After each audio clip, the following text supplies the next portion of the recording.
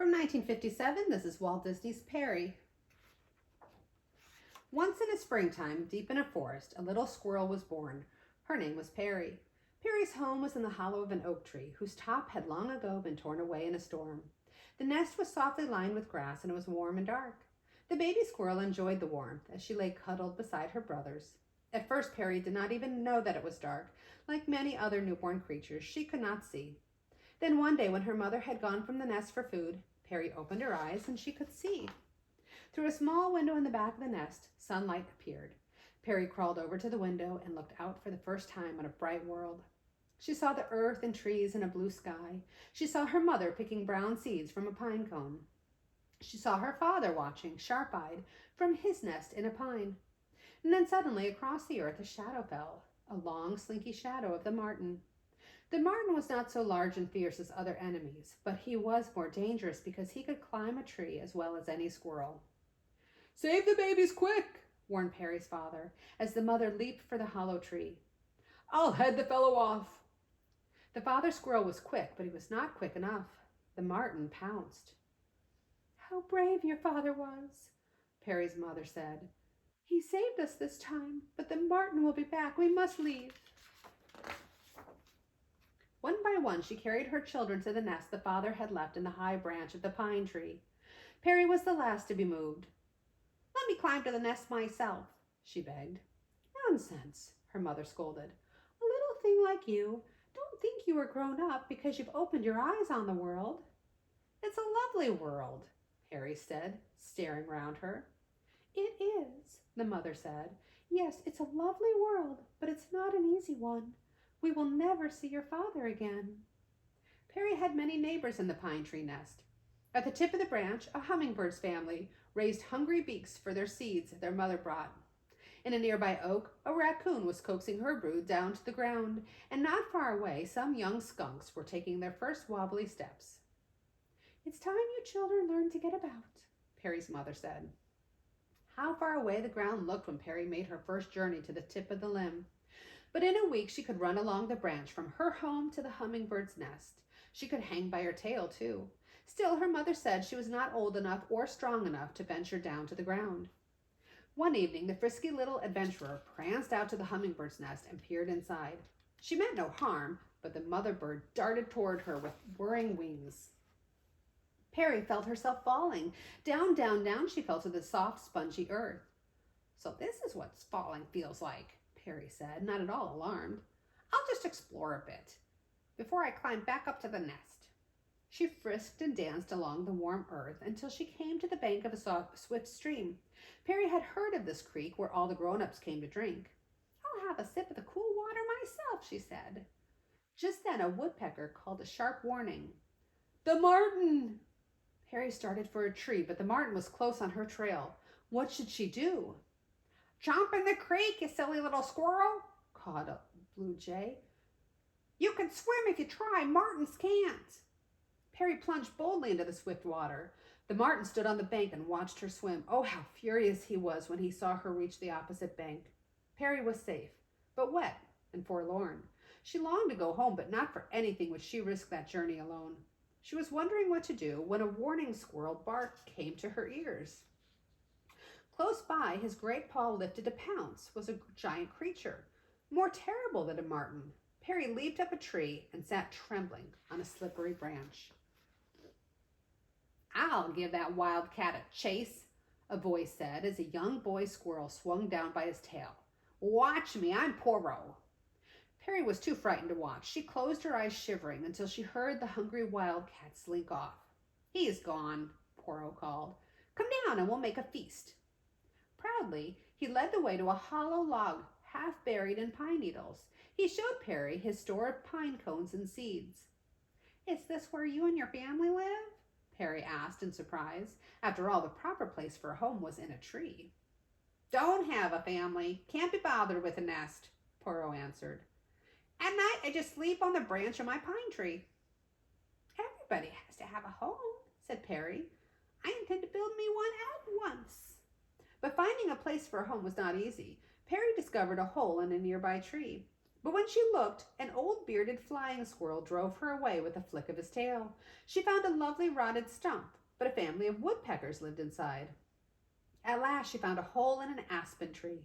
She lined it neatly with grass and leaves and then popped her head out and looked around. Darkness was creeping over the forest, but Perri was safe. She curled up inside her new nest and went to sleep. The heat of summer covered the forest before Poro decided to build a nest for himself.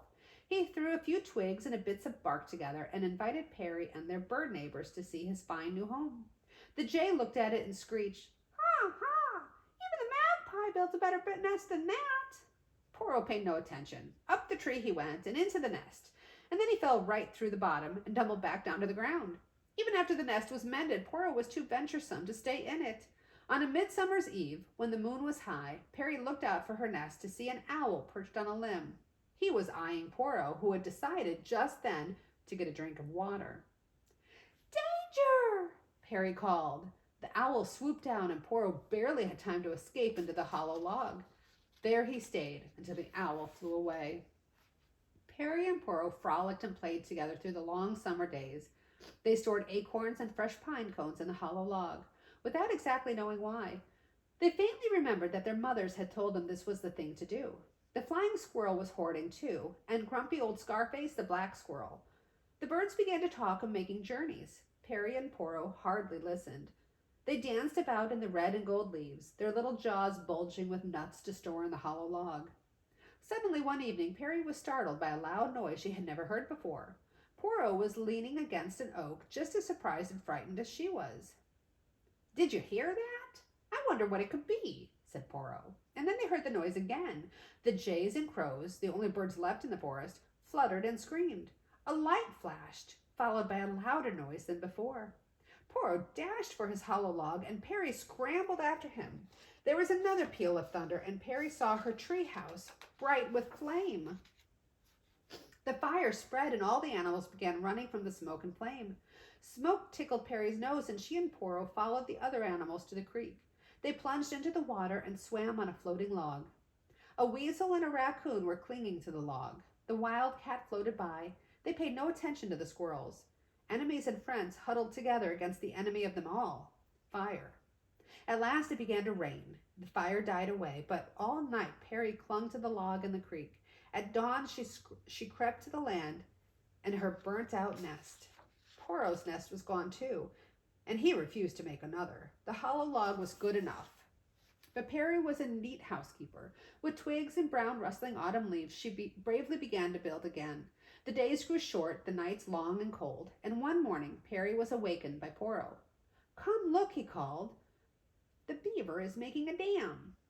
He's got his whole family working with him. They're building a bridge over the big water from one bank to the other." All day the two squirrels watched the beavers at work. But as the short day ended and the shadows of night came, Perri saw a frightening thing. The marten stood on the opposite bank, eyeing her hungrily. "Danger, danger!" Poro called. Perri was too frightened to even move. The marten began to cross the bridge the beavers had built. Carefully he moved, putting down first one paw and then another. Soon he would reach the bank. Suddenly the beaver dived underneath the dam. The twigs and the branches heaved and swayed, and the marten tumbled into the swift current of the stream. Perri found her voice again. "He can't swim! Martens can't swim!" she cried, and she leaped into the tree beside Poro.